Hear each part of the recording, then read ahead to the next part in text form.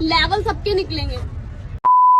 तो hello animal lovers, आज की वीडियो के अंदर हम डीमन स्लेयर में से योरुइची के बारे में A to Z बात बताने वाले हैं। उसकी पूरी लाइफ के बारे में आज की वीडियो के अंदर डिटेल्ड में सब कुछ बताने वाले हैं। उसने कैसे अपना घर छोड़ दिया, उसने मुजान से कब फाइट की और इन द एंड वो कैसे मरे, ये सारी चीजें हम इस सीरीज के अंदर देखने वाले हैं। सीरीज ये उसका पार्ट 1 है। ऐसे और 2-3 वीडियोस आएंगे, बट उससे पहले मैं एक स्पॉइलर वार्निंग और एक वार्निंग देना चाहता हूँ, क्योंकि इस वीडियो को जैसे जैसे आप देखोगे ये स्टोरी सैड होती जाती है। तो अपने साथ एक रुमाल या हैंकरचिप जरूर रखना। और अगर आपको जानना है कि ये कितनी सैड कैसे हो रही है तो स्टे ट्यून।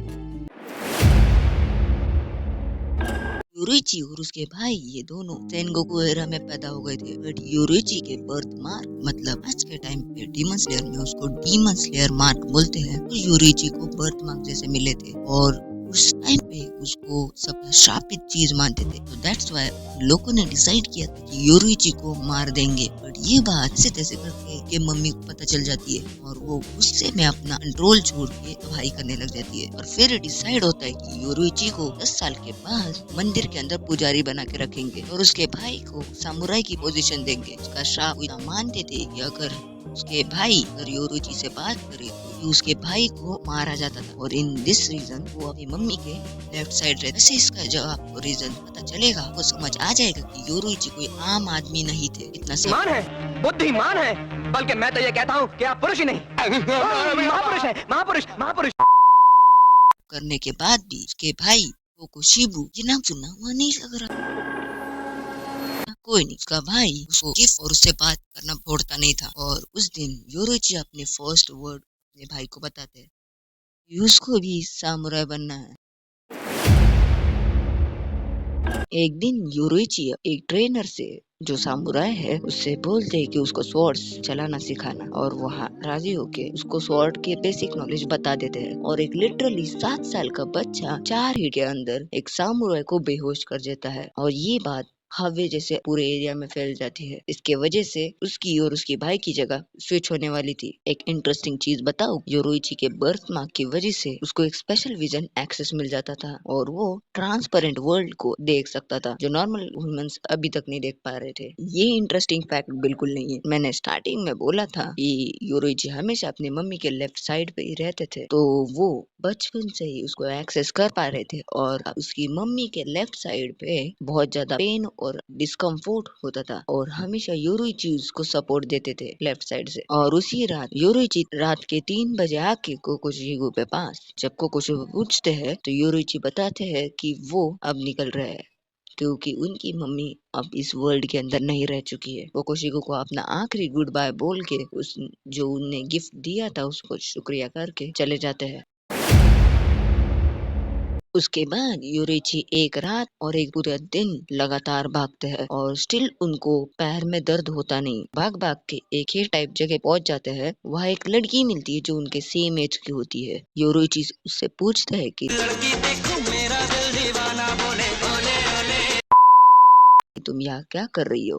और मैं जब ये सुनता हूँ मेरे को थोड़ा सा तो बुरा लगता ही है, तो आप भी सुनो। तो उसके फैमिली एक डिसीज की वजह से पूरी तरफ से नष्ट हो चुकी है। नष्ट का मतलब आप समझ चुके होंगे। और वो अब अकेली पड़ चुकी है, तो इसीलिए वो खेतों में से टेडपोल को घर लेके जा रही है। सनसेट होने तक वो लड़की 1 इंच तक नहीं हिलती। तो योरुइची खुद बोल देते हैं क्या मैं तुम्हारे साथ घर चल सकता हूँ। और ये देख के वो लड़की एकदम शॉक सी हो जाती है और उसके आंखों से आंसू निकलने लग जाते हैं। उसके बाद हमें बताया जाता है उस लड़की का नाम है ऊटा, और ऐसे ही योरुइची और यूटा एक साथ रहने लगते हैं। और इसके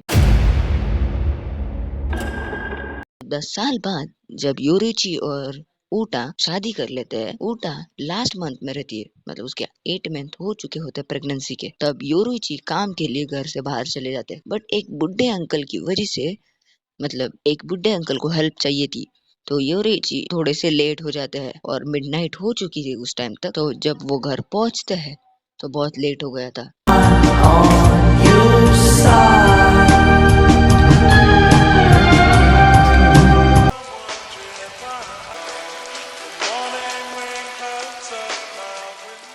उसके इसके बाद योरुइची वहाँ लगातार 10 दिन बॉडी के साथ रहे थे और फिर से अगेन योरुइची अब अकेले पड़ चुके थे। थोड़े टाइम बाद उधर एक सामुराई या डीमन स्लेयर कॉप आते हैं जो योरुइची को बताते हैं कि हमें इन दोनों की बॉडी को जलाना पड़ेगा जिससे उनको मुक्ति मिल जाएगी और ये काम जरूर एक डीमन का ही है। बट योरुइची के माइंड में बस एक ही चीज चल रही थी कि उनको बस एक पीसफुल सी लाइफ जीनी थी अपनी फैमिली के साथ। उसको बस अपनी फैमिली के साथ एक बार बस साइड बाय साइड सोना था। ना बड़ा घर चाहिए था, ना ज्यादा पैसा, ना ज्यादा ताकत, बस शांत सी लाइफ। और फिर योरुइची फाइनली उनको जला देते हैं और ये जानने के बाद योरुइची डीमन स्लेयर बन जाता है। उस टाइम पे वो डीमन हंटर बोलते थे तो हम भी अभी हंटर ही बोलेंगे। और योरुइची देखते हैं कि उधर किसी बंदे को भी ब्रीदिंग टेक्निक नहीं पता तो योरुइची सबको ब्रीदिंग टेक्निक तक सिखा देते। योरुइची ने सबको फायर, विंड, वाटर, लाइटनिंग और रॉक ये सारी टेक्निक सिखा दी थी और वो बहुत ज्यादा पॉपुलर और स्ट्रॉन्ग डीमन हंटर बन गए थे।